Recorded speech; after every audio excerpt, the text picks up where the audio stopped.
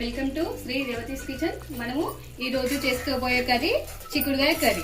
చిక్కుడుగాయ కర్రీని ఈ విధంగా చేసి చూడండి, చాలా టేస్టీగా ఉంటుంది, ఆరోగ్యానికి కూడా చాలా మంచిది. ఇది ఒకసారి ట్రై చేసి చూడండి.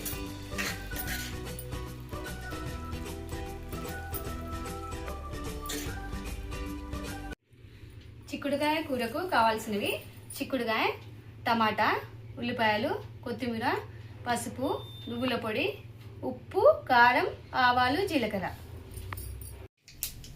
స్టవ్ ఆన్ చేసి కడాయి పెట్టుకొని నూనె పోసుకొని ఆవాలు, జీలకర్ర వేసాను. అవి ఫ్రై అవుతున్నాయి. ఇప్పుడు ఉల్లిపాయ ముక్కలు వేసుకుందాం.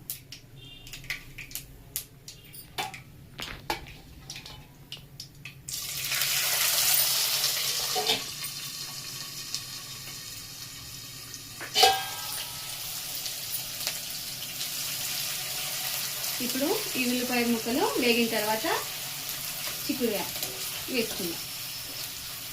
ఇప్పుడు ఉల్లిపాయ ముక్కలు పచ్చి వాసన లేకుండా మంచిగా వేగాలి.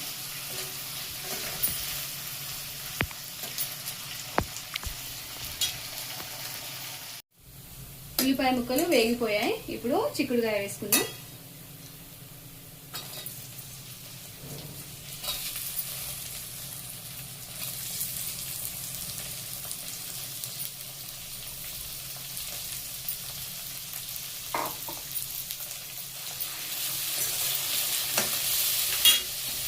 పసుపు,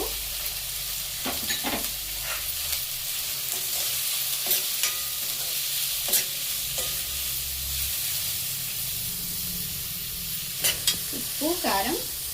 ఉప్పు కలిపిన కారం ఇది.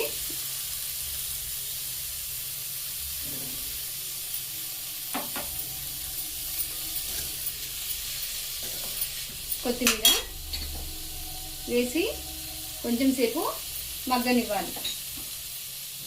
నూనెలోనే మగ్గితే ఏ కర్రీ అయినా టేస్టీగా ఉంటుంది.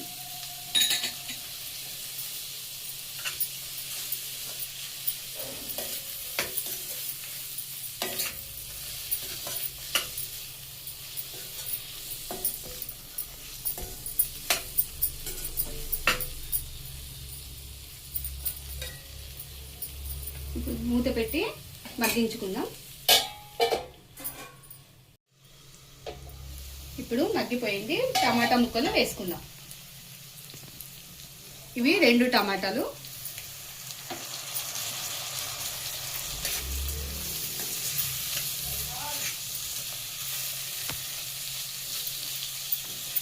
టమాటా ముక్కలు మగ్గే వరకు మళ్ళీ ఒకసారి మూత పెట్టుకొని టమాటా ముక్కలు మగ్గిన తర్వాత నీళ్లు పోసుకొని కూర ఉడికే వరకు ఉంచుకోవాలి.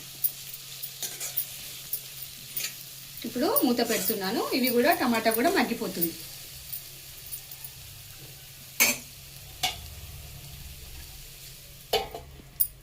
ఇప్పుడు టమాటా ముక్కలు మగ్గిపోయాయి. కొన్ని అన్ని ఉడికే వరకు నీళ్లు పోసుకుందాం.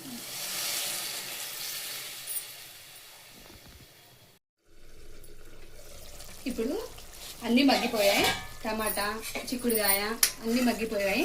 టమాటా ఇష్టం ఉన్న వాళ్ళు వేసుకోవచ్చు, లేకపోతే వేసుకోకుండా ఏం కాదు. ఎలా నచ్చితే అలా చేసుకోండి కర్రీని. ఇప్పుడు ఇందులో నువ్వుల పొడి వేద్దాం.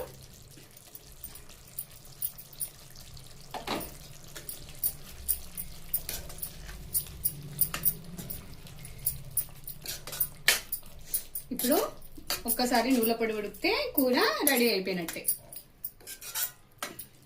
కొంతమంది కూరల్లో పాలు కూడా పోసి వండుకుంటారు.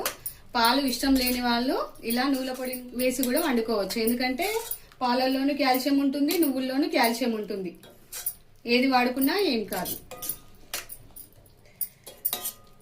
ఇది ఆరోగ్యానికి చాలా మంచిది. ఈ కర్రీని ఒకసారి తప్పకుండా ట్రై చేసి చూడండి, చాలా టేస్టీగా ఉంటుంది. కూర ఇప్పుడు బాగా రెడీ అవుతుంది. మీకు పలుచగా కావాలనుకుంటే కొన్ని నీళ్లు కూడా పోసుకోవచ్చు. మీకు గట్టిగా కావాలనుకుంటే దగ్గరగా ఉడికించుకోవాలి. ఎలా ఇష్టం ఉన్న వాళ్ళు అలా చేసుకోవచ్చు.